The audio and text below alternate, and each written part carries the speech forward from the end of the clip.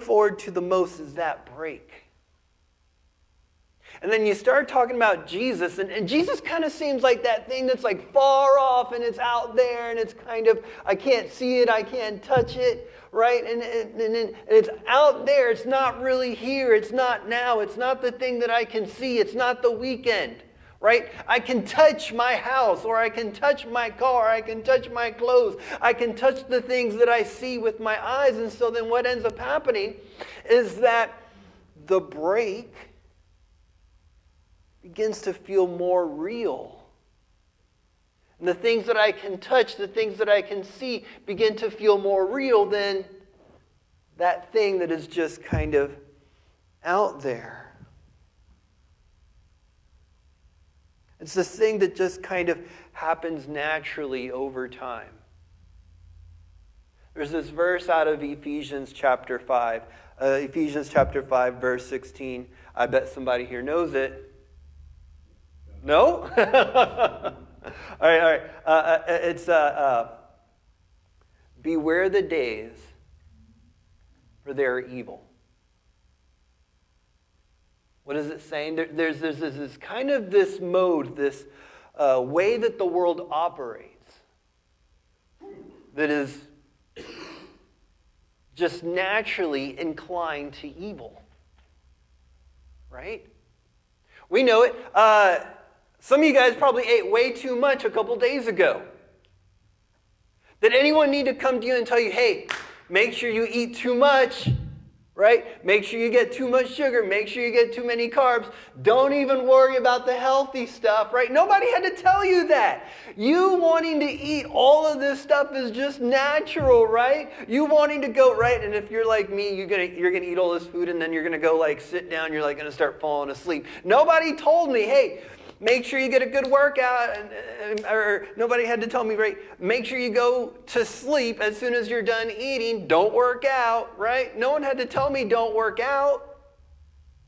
Those are the things that you have to be intentional about. But the things that come natural to us most of the time, we begin to see are the things that aren't necessarily what is best for us. Why? Because the days are evil. Because the way that this world operates, the way that this world goes forward, time itself in that verse is evil. The days are evil.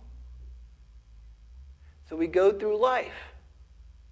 We keep moving forward, looking forward to the break, looking forward to that time off. We get in this natural mindset. What ends up happening is that God is something that's like kind of out there. And the thing that I'm dealing with now, the things that I can see in front of me, those things are natural and normal and acceptable and the things that come easy to me. Right? But we're not the first people to kind of think this way because like I've said, there's a natural way that things operate, a natural way that we kind of move forward. And we live in time, right? And during Jesus' time, there was people also put an emphasis on the things that they could see, on the things that they could touch, on the things that they could experience right then and there. If you guys don't know this, they had all sorts of feasts back then, right? They had all sorts of celebrations that they would do. They had this big one, I'm sure a lot of you guys have heard of, the Passover. Anyone here? Somebody explain to me what the Passover is. Come on, guys. Wake up. Like I got to tell my fourth graders, wake up, guys. Wake up. Somebody tell me, what's the Passover? Come on. They took the blood of the lamb, put it over the doorway. Yeah.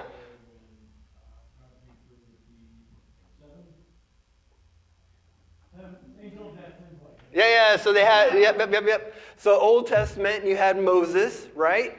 And you had eventually what the last of the plagues was that this, what they called the angel of death would go through, and they would take the blood and put it on the doorpost, and so that the angel would pass by the houses. Well, every year, the Jews had a celebration called the Passover, where they would remember what God had done for them in Egypt. And so they would go and they would celebrate every year in Jerusalem what God had done for them. They would have this big feast, they would eat, they would dance. It wasn't just like today, like we do Christmas for a day. It was like a whole week. It was like a whole thing. They knew how to party back then. Yeah, for real. Right? If you had a wedding, it wasn't like a one-day thing, not a two-day thing, not a three-day thing, not a four-day. It would be like a 5-day thing. Weddings were huge things. People would show up and they would eat. They would party, right? And so, just like today, people had celebrations that they would look forward to. And I'm sure that some people got stuck in that mode of, I'm doing my thing, I just got to make it to the break. I'm doing my thing, I just got to make it to the break, right? Oh man, I got to work, I just need to make it to Sabbath, right? Because I know that day I'm just going to go to church, I'm going to chill out, I don't have to work, I don't have worries, I'm just going to take it easy. And there's some of that is good because God set that up, didn't he? Who gave us the Sabbath? God did. And so God understands, as people, we need breaks. We need times to call a timeout. But at the very same time, we can get into that natural mode of like, I'm just doing my thing, and I'm just going to make it to the break. And we don't, here's the thing I'm trying to get at, is that we don't live lives that are intentional. There was a passage that he read, there was a part of the passage that you read earlier. What did it say? Keep alert. Keep alert. And for a lot of us, we don't, I think about my mom. My mom spent 22 years in prison. 22 years in prison. In and out, in and out, in and out, in and out. Addiction. All sorts of stuff. Right? And it's incredible now because for a long time I had no relationship with her. She finally, last time she got out, she just got busy.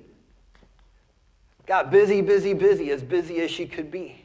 Eventually, now she has her own cleaning business. She has other people that are working for her. It's an awesome thing. Yeah, it is an awesome thing, right? And now, my relationship with her is good.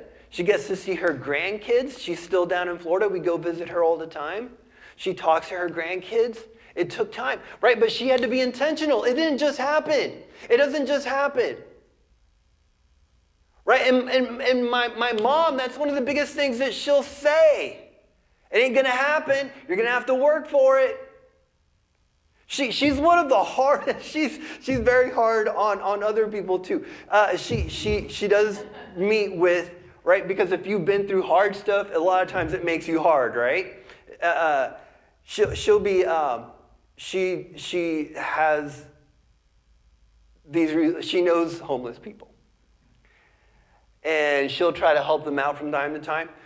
But she'll just be straight up with them. She'll say, you need to get with the program. You need to do what you need to do. If you're going to waste my time, I'm going to move on.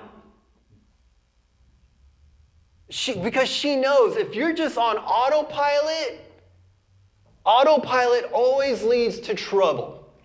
Every time. Every time. And that's not just for some, that's everyone.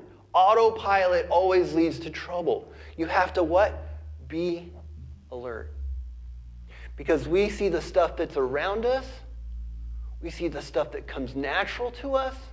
We see the things that come easy to us, the things that are natural and easy and always right in front of us, even if though at that very moment they don't seem like they lead to something we don't want to go to, they do eventually. We have to be on alert. And so in Jesus' day, there were things that, I'm going to get into my message now finally. Sorry guys, I went off on a whole tangent there. In Jesus' day, there were also things that came natural to them, things that they saw. For them, so imagine Jesus. This is 2,000 years ago, right?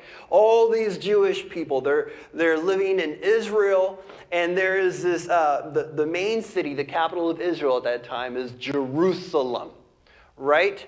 Jerusalem is also where the center for religious life happens. That is where the temple is.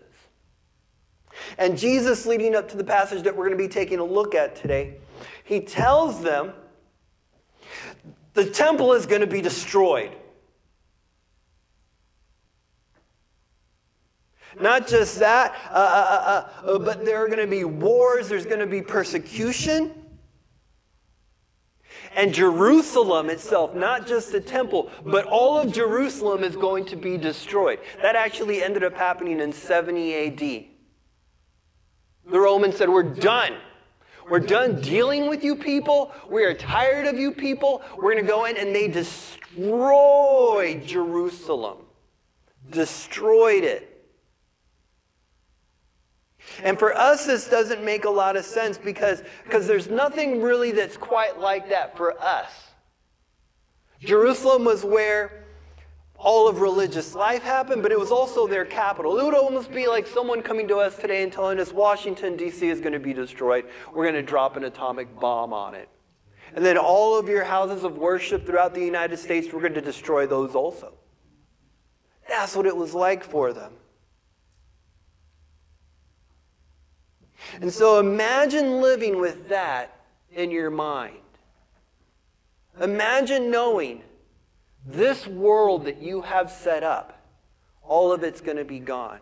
Everything you worked for, that house you have, that car you have, the life you've built, all that is going to fade away. And Jesus wanted his followers to not be stuck in the day-to-day grind, but to look at something else, something beyond what they would just see with their daily eyes. And so I want to go ahead and take a look at this first passage we're going to be looking at. It was, here it is, Luke 21, the one that you read for us before also. And we're going to read through this together. We're going to see what it says. And there will be signs in sun and moon and stars. What? Jesus said some strange stuff. And I'm letting you know, this is strange. And the earth, distress of nations and perplexity because of the roaring of the sea and the waves. Jesus is saying it's going to be nuts. Like things are going to be going crazy in ways that you cannot imagine. People fainting with fear and with foreboding of what is coming on the world. For the powers of the heavens will be shaken. Right? And so we don't know how much of this Jesus is figurative, how much of this is literal. But we do know this, is that Jesus is using what's called apocalyptic language. He's talking about things that are going to happen, things that have not have happened yet, but are going to happen. And then they will see the Son of Man coming in a cloud with power and great glory. Now, when these things begin to take place, straighten up and raise your heads, because your redemption is drawing near. I think it's kind of interesting that it has in there.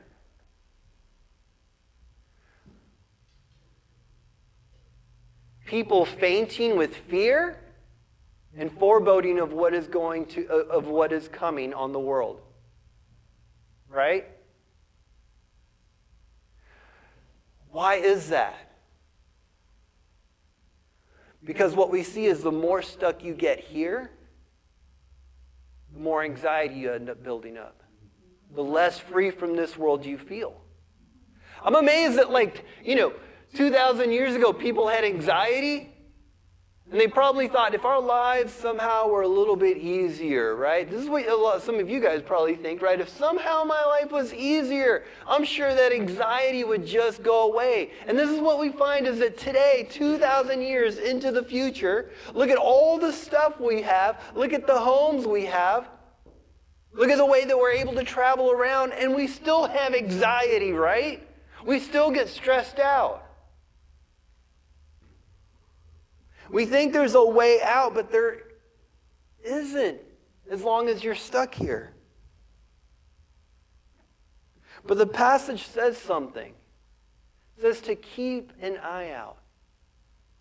Now when these things begin to take place, straighten up and raise your heads because your redemption is drawing near. What is Jesus saying? When you feel like everything in the world is a freaking mess, look for me. Straighten up. Put your head up. Because Jesus understands something. When things are hard, when they get difficult is when we are most likely to go, man, nothing goes right for me. Why is everything always such a mess? Why is everything broken? Jesus understands when everything looks like it's going crazy, straighten up, put your head up, and look for me.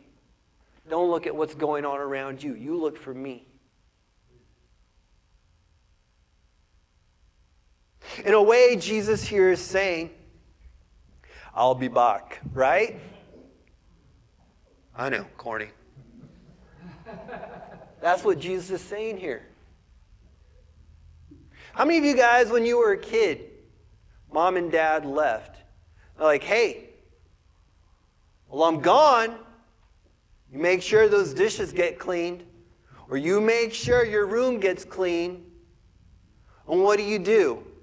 You goof around, you watch cartoons, you start doing stuff, you're throwing balls in the house, right? All these things, you shouldn't be doing. And then you realize, Dad's going to be home in 20 minutes. What do? You go get busy, right? You start cleaning up your room. You start cleaning like faster than you've ever cleaned in your life. Because when they come home, if things are the same, they're not going to be happy. Jesus, in a way, is saying, I see you. And I'm coming back soon. So you better be ready. You better be ready when I come back. Let's move on. The lesson of the fig trees. And he told them a parable. Why? Because Jesus liked to be confusing sometimes. He told them a parable. Look at the fig tree and all the trees. As soon as they come out in leaf, you see for yourselves and know that the summer is already near. So also, when you see these things taking place, you know that the kingdom of God is near.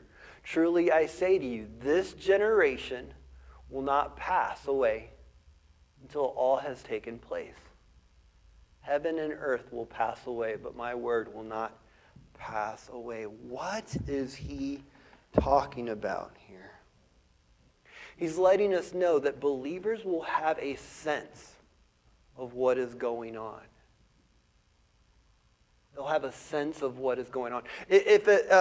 So I grew up in Florida.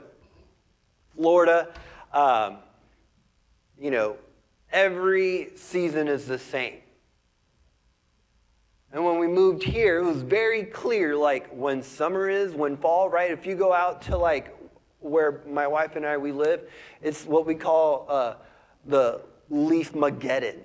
Because there are, leaves everywhere, all over the place. Literally, we just did our front yard, and we had 30 bags of leaves the other day, just from the front yard. It is very clear when we look at trees what season we are in, right? And what Jesus is saying here, hey, you guys are able to look at trees and you're able to get a sense of what is going on just from looking around you. Now, Jesus, another time, tells us, however, that the exact date we don't know when he's going to return. But he is saying this. If you're a believer, if you're truly a believer and you look out into the world, you get a sense that something's wrong and that I need to come back. So keep an eye out. It uses this word generation, this generation right there. The Qumran community, this is the people that had the Dead Sea Scrolls and kept them and all this stuff. They use this word too. Generation is really actually different here. Jesus is saying this, my people will be on the earth. And they will be there until my time comes back around. Next passage.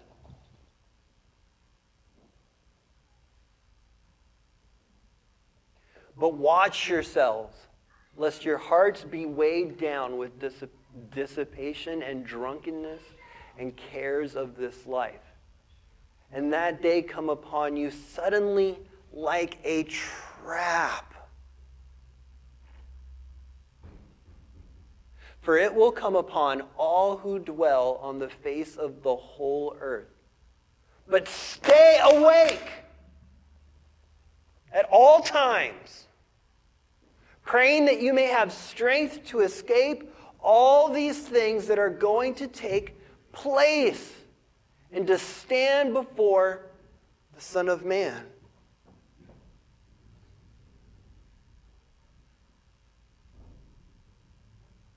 It's interesting that in life that, like I said before, some things just happen naturally. How many of you have ever had a friendship and you guys, for whatever reason, have gone your separate ways eventually at some point? And it's like, yeah, man, I'll keep calling you. Yeah, man, I'll call you, man. Yeah, man, we're forever and ever, blah, blah, blah, and all this stuff, right? I have friends from like when I was like in my early 20s that I was that way. And I could still call them up, but the truth is that like naturally what happens over time is that people just kind of go their separate ways. And unless you're intentional, it's just what happens.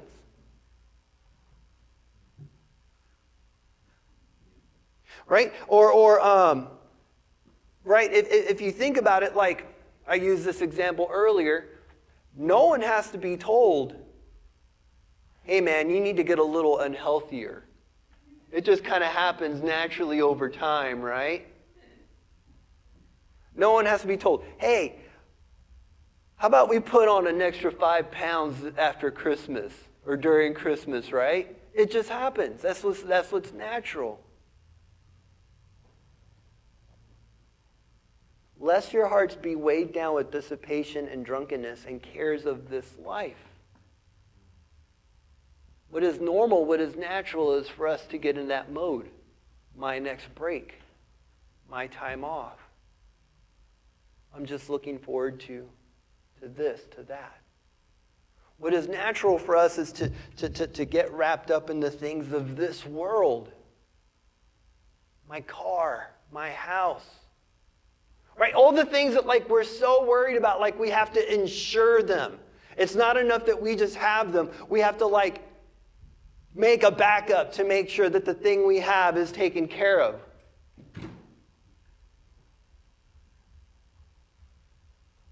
All the things that we get super focused on, that's just natural. My resources, my things.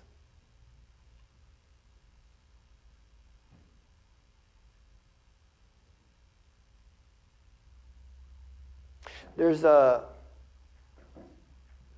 passage where it talks about, and maybe someone can remind me, watch out for the enemy. Watch out, 1 Peter. What is it? Holy smokes, it's like everyone all of a sudden woke up, right? All right, who wants to stand up and read it for us? Go ahead. Who wants to do it? No? Or just say it? Good, good. You go, do it nice and loud for us. So it starts off, be alert and of sober mind, for your enemy, the devil, roams around, roaring in fierce hunger, seeking someone he may seize upon and devour. Yes. That's right. But what? How does it start off? Be alert and sober mind, right? Why? Because your enemy, he's going around like a roaring lion. And what is it that he's looking for? He's not looking for the people that are sober-minded. He's not looking for the people that are constantly reading their Bibles and in prayer. You know who he's looking for? The guy who's on autopilot. The guy who's saying to himself, man, I can't wait for the weekend. I can't wait for break time. The guy who's on autopilot. Why? Because he knows that's like the little baby gazelle. good word. Right? It's like the little baby. My dad, he used to love watching those nature channels. And you would always get those, like, you would have like the big old group of gazelles, right?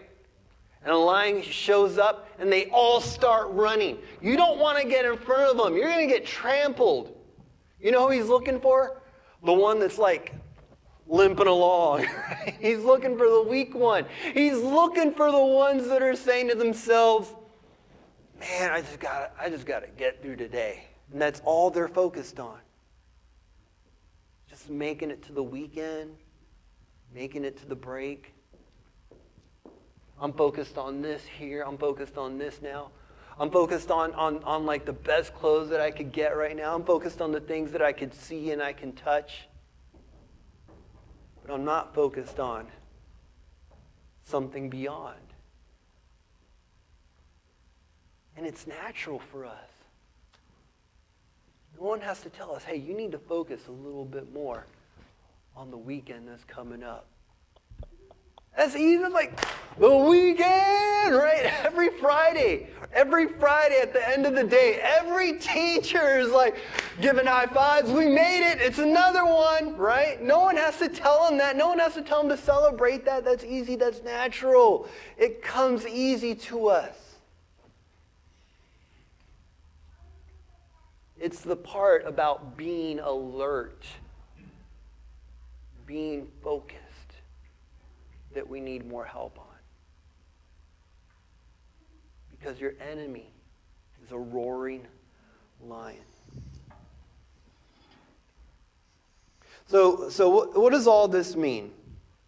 Jesus talking about his coming kingdom. He's coming back. We need to be on alert. Well, there are a few things. The first one is this, is that for a lot of us, we think salvation is all about me. Right? And for a lot of people, we have this idea that like the gospel, the good news is just like, I get saved and I die and I get to go to heaven forever and ever and that's it. No, what Jesus is saying here is, hey, I'm returning and I'm going to remake the world. We say things like, and I get it, but it's not in the Bible. We say things like, if Jesus had to come back just for you, he would. I don't know, maybe. The Bible doesn't say that, though. The Bible, what does the Bible say? John 3:16. For God so loved what? The world.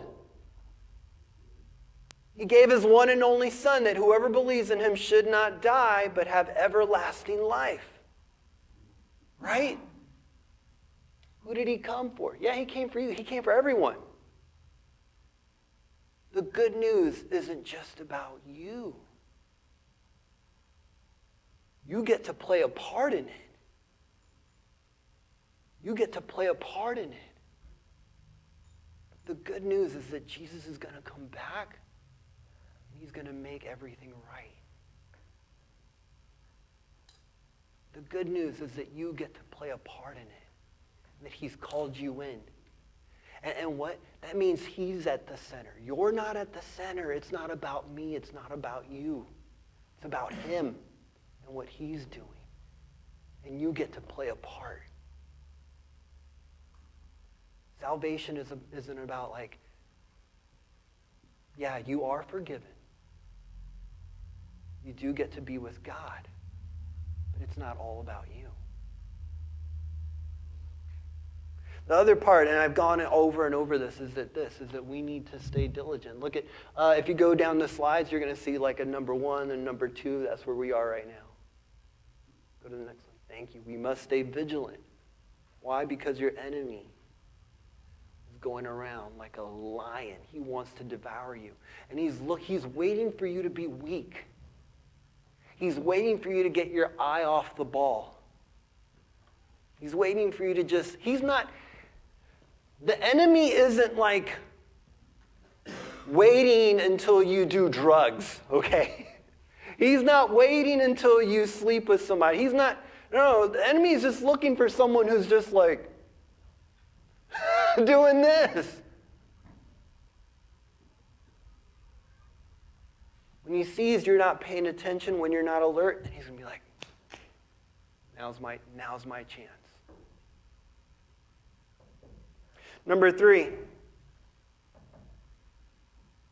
our focus needs to be on the coming kingdom, not the fading one.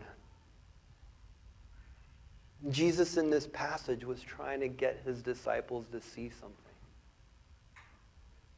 Jerusalem, the temple, it's going away. For a lot of us, we're focused on this kingdom here, the kingdom here and now. I'm super focused on my bills. I need to make sure that I pay my bills, right? I'm not saying like, hey, don't go pay your bills. No. Be alert. Be responsible. Do what you have to do. But don't be so focused on trying to have the nicest house and the nicest clothes and the nicest car. Because those things are fading. Those things are gone. Those things are dust. One day that car is going to turn into rust. There's going to be no car. But the kingdom of God's going to keep going on. Amen. We focus on imagine. I'm going to try to find something here. All right, I'm going to steal this right here. Right? Let's see how far out this could go. All right, here we go. For so many of us, we're focused on